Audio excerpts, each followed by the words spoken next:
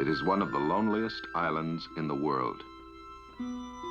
A volcanic outcropping, it sits alone more than 2,000 miles off the coast of South America. And west of it in the Pacific, no landfall for another 1,000 miles.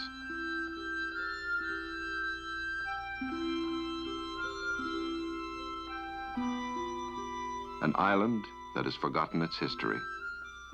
There is only speculation to account for the weird images, some weighing 30 tons, some 20 feet tall. No one knows for sure who made them, or how long it is they have been staring seaward to mystify the world.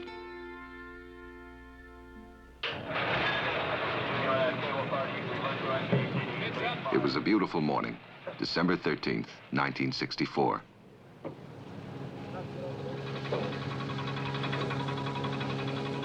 The first white man the natives ever saw was a Dutch sea captain, Roggeveen, on Easter Sunday, 1722. He gave the island a new name, Easter, and his men shot some of the natives to teach them a lesson.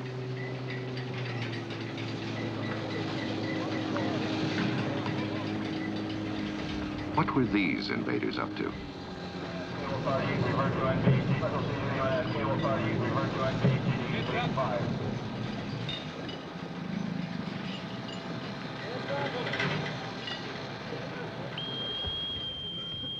The Canadians welcomed aboard the Chilean governor of the island.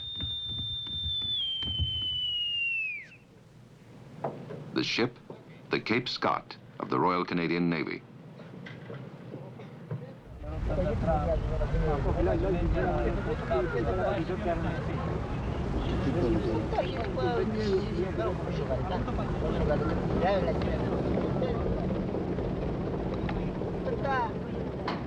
This time, the invaders were expected.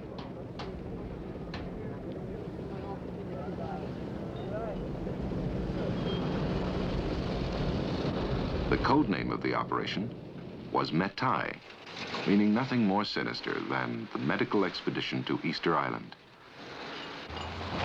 A missionary, Father Ricardo, welcomed the leader, Dr. Scorina. Scorina's aim was to observe the islanders in a way that has never before happened to a whole people.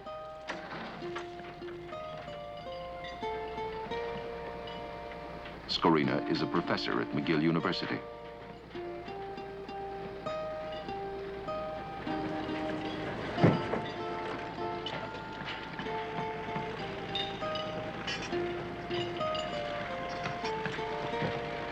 The expedition brought the makings of a complete scientific study center.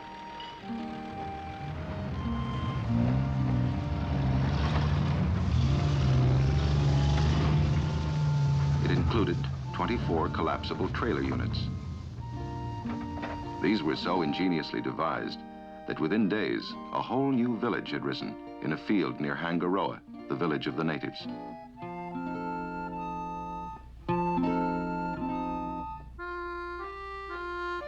Here, 38 scientists were to live for the next 2 months.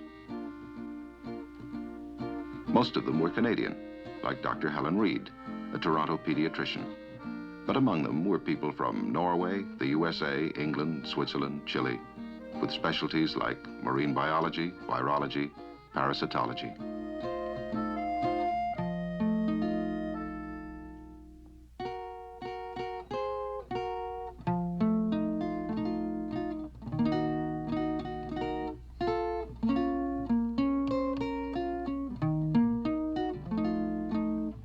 Why did they choose this island to observe? One reason is its very remoteness and isolation, and the still fairly primitive simplicity of the way of life here.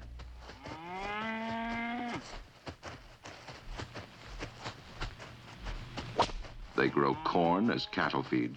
They raise some vegetables, but the soil is generally poor. That's why the big thing is the animal that can thrive on sparse vegetation. There are 40,000 sheep.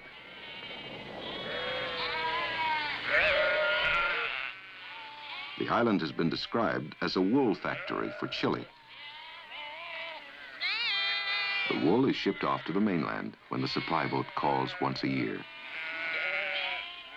For the islanders, once a week is Mutton Day.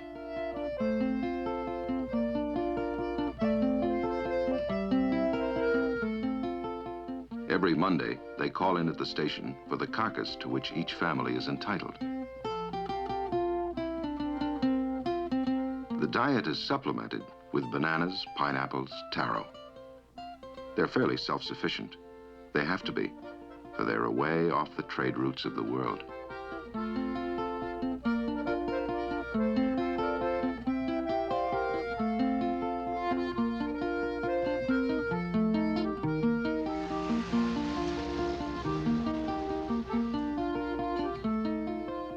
December 17th, a doctor from California put a mark on the wall of Pedro Patano's home. It was the beginning of a census.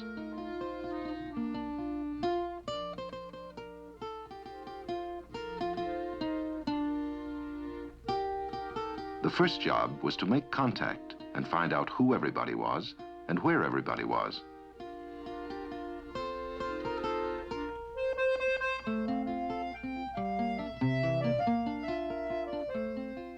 Everybody turned out to be 949 islanders.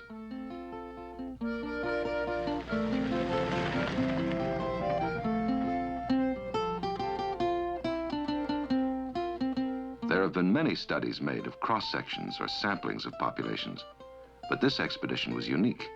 Its aim was to study a total population, every man, woman, and child.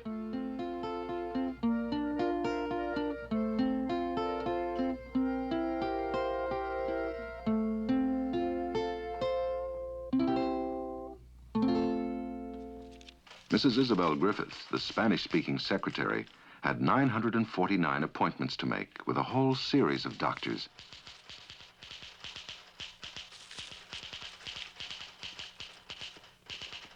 The kids particularly could hardly wait for their turn, and the first to be examined were the stars of the show. They could tell the other kids waiting outside about all the strange things the doctors asked them to do.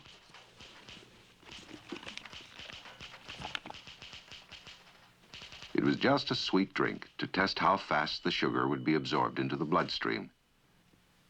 The interpreter tried to explain why they were asked to do these curious things. But few of the islanders could understand why these strangers should be so interested in them.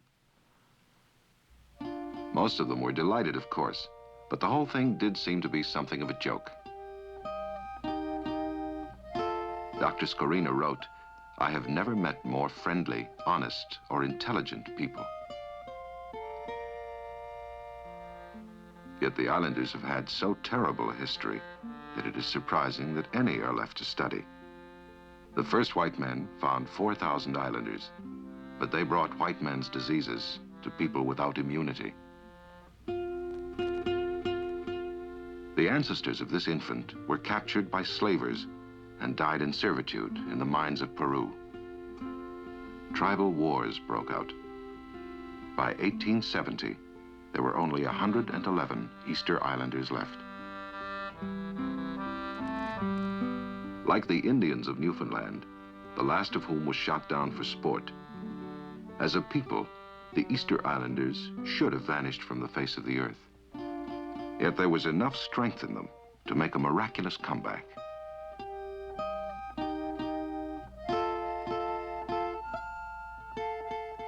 The great battery of tests applied was first to determine the physical shape of the islanders. Dr. Byton was a tropical disease specialist from England.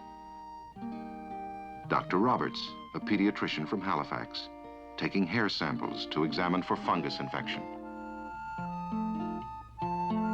Some must have found their examiners rather odd indeed. What were they really trying to find out about them? The answer is everything possible, including racial derivation. Where did Carlo get the color of his eyes? Is there anything in the theory that these South Sea Island people are in origin Indians from South America? Not long ago, another expedition on the famous raft Kon-Tiki proved that it is possible to float across the Pacific on ocean currents from South America. Did these people themselves originally come from the East? But when the hematologists went after blood, it wasn't primarily to solve racial mysteries. The islanders are unaffected by many of our diseases. The germs haven't got there yet. Isolation has been their protection.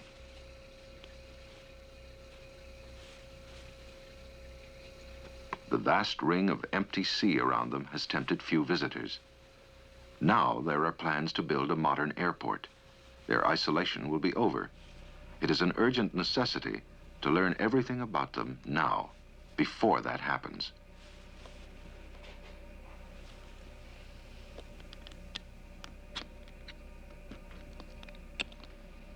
On a sweltering afternoon, Fred Joyce, lab technician from Halifax, prepares blood samples. A hematologist from Switzerland, Dr. Montandon, preserves them in the lyophilizer at 10 below 0 centigrade. A Norwegian, Dr. Mira, will send his samples to specialized laboratories in Panama, Oslo, Montreal, Washington, and somebody will analyze a dusty powder which a few months earlier flowed in the veins of Francisco Muque.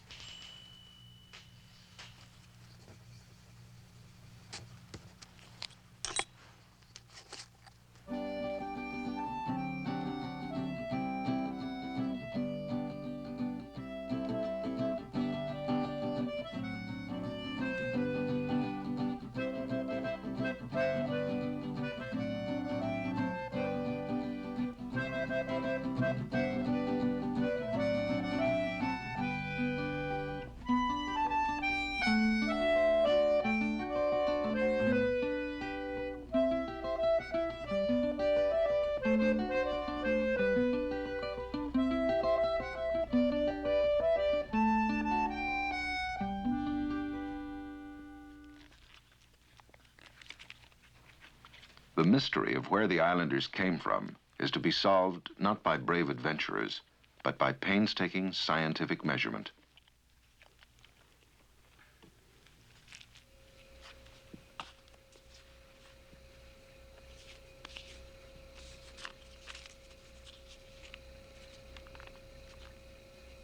Evidence is piling up that the islanders came originally from the West, that they are basically Polynesian. They are true South Sea Islanders, not only by geography, but by race.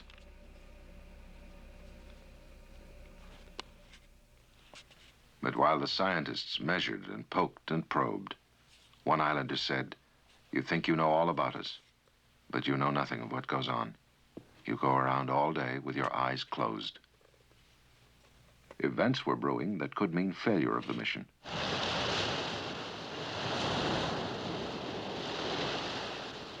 Just 4 weeks after the Cape Scott had arrived, another invader landed another little village on Easter. 40 Marines from Chile to maintain order in a crisis. The islanders were seething with discontent.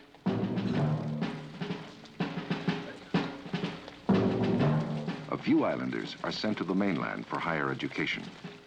One of them, Alfonso Rapu, returned as a schoolteacher, handsome, articulate, and full of ideas for the betterment of his people. Commander Rojas and staff were sent by Chile to investigate an explosive situation.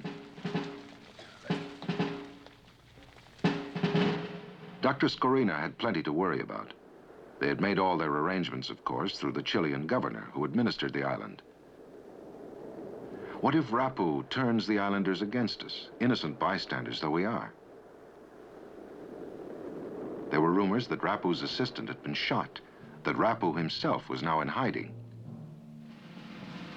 And for the moment, Commander Rojas seemed in no mood to come to terms with those who questioned the right of the Chilean Navy to administer the island, however benevolently. The islanders had grievances. They tell us we are part of Chile, but we have no voice in the government. And then, when things had reached fever pitch, Rojas decreed that a free election was to take place. Rapu and his candidates were overwhelmingly and legally swept into office.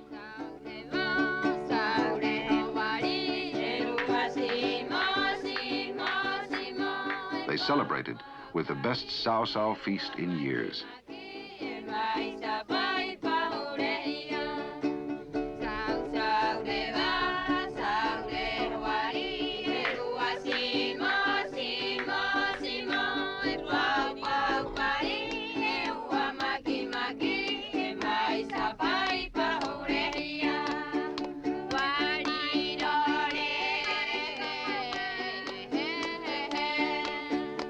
The islanders have a special reason for not welcoming ships from the mainland.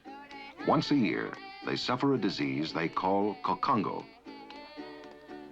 It breaks out every time the supply ship arrives from Chile. And true to form, the Marines carried with them something that set the islanders coughing and shaking. Yet the Marines themselves had no symptoms. They were perfectly healthy.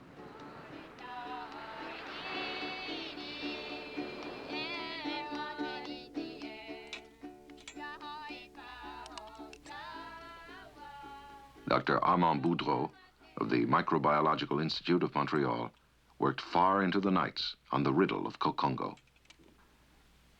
It was a good bet that the unwelcome visitor to the island was a virus lodged in the throats of the Marines. Once you've made a culture in which a virus can multiply, you can study it.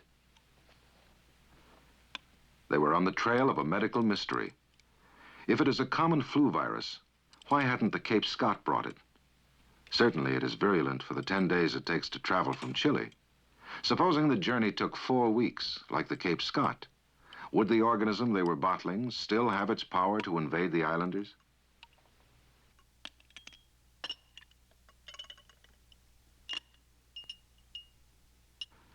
Once they found out precisely what it was, would they be able to develop a vaccine that would make it harmless?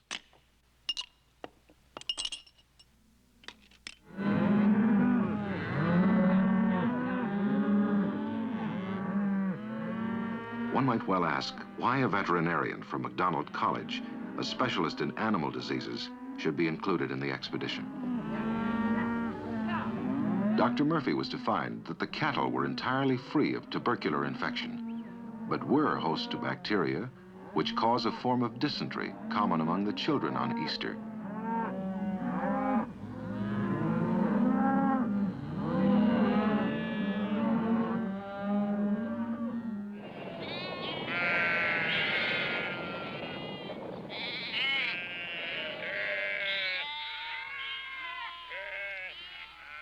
Zoonosis is a medical specialty which studies transmission of disease from animal to man.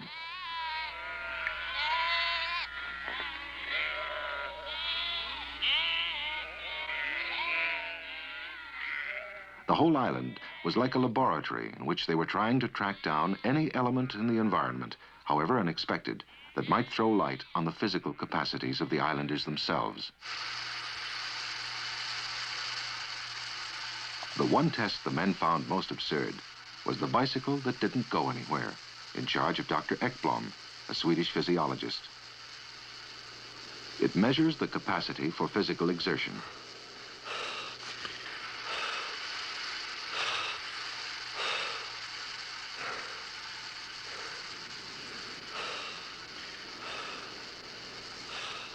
Though they are willing and cheerful, the islanders haven't much physical endurance. Is it constitutional, a hereditary weakness? Or is it related somehow to the environment? Has it some connection, perhaps, with diet? One of Scorina's reasons for choosing Rapa Nui, as the natives call their island, was that it is small enough to get to know the total environment thoroughly. The island was mapped into small squares and a soil sample taken from each so as to get the total picture.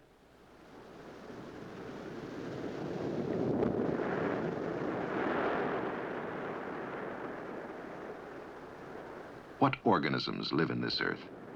What plants are native to it? What is this soil best suited to grow? What insects flourish, and why?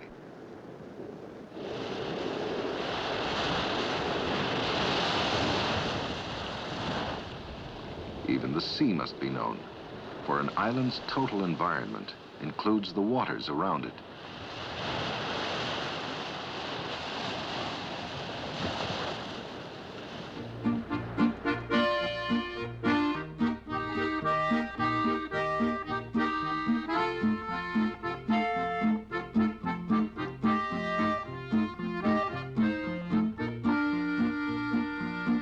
Almost everyone volunteered to help out Dr. Efford, the marine biologist, in his delightful labors.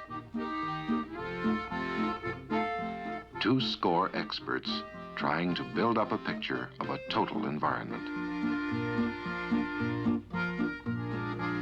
They gathered thousands of specimens, thousands of facts, and the job of correlating was so involved, it could only be handled by computers. But however fine the net of environmental science, it can catch only one kind of secret.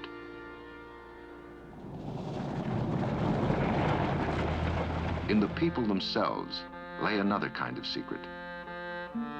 What was in their minds and hearts? The interpreters were busy providing a bridge between islanders and sociologists. Why did many of them say they wanted to leave the island and go to Chile or Tahiti?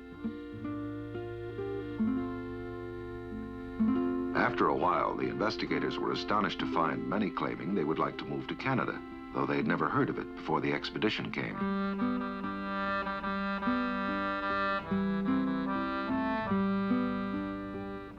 They called their island Rapa Nui, which means navel of the world.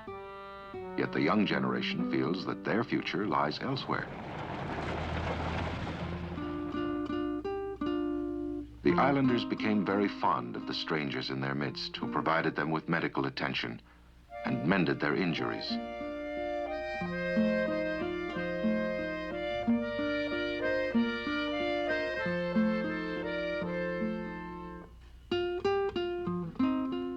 During the expedition's stay, the population of Easter increased by 3.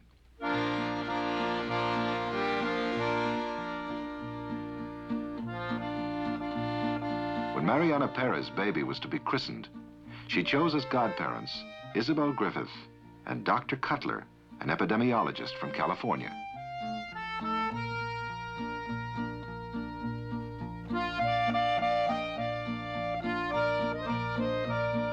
The following Sunday, they gave Dr. Scorina a feather headdress, for he had been chosen as godfather for the second new arrival, christened Elena.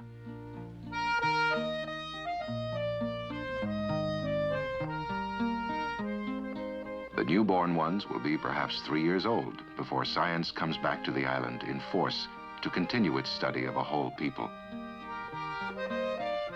Their present mission was almost completed. The record had only one gap left.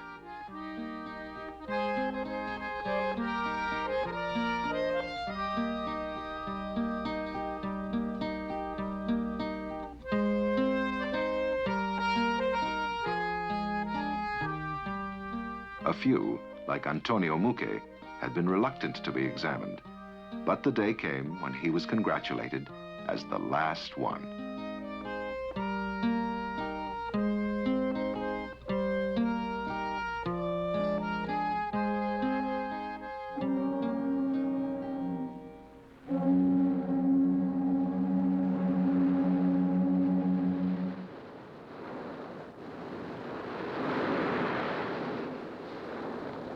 February 15th, and time to say goodbye for now. At the farewell, the chief spokesman on behalf of the islanders was Rapu, dedicated to progress, or at least to change. The day is coming when the lonely island will be overrun by tourists. A modern airport is due. The islanders will no longer be isolated. And as their environment changes, it will be possible to measure scientifically how it affects the life of the people.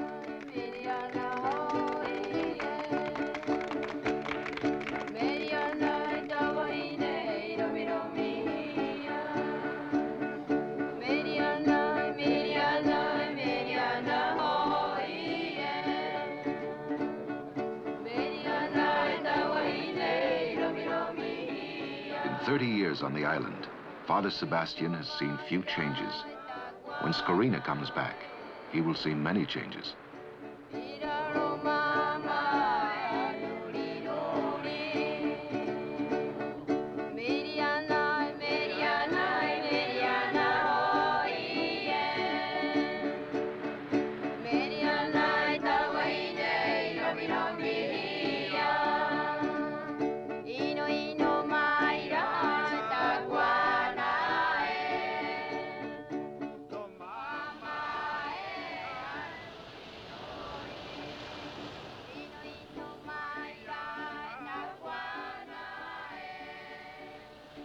There once circulated wild and strange stories in connection with the images. The images were thrown down, reads one fanciful account, after the warrior trapped 30 of the enemy in a cave and ate them in revenge. Myth, legend, speculation about Easter Island have given way before the probing eye of science, whose findings may be less melodramatic, but in the end, more useful to mankind.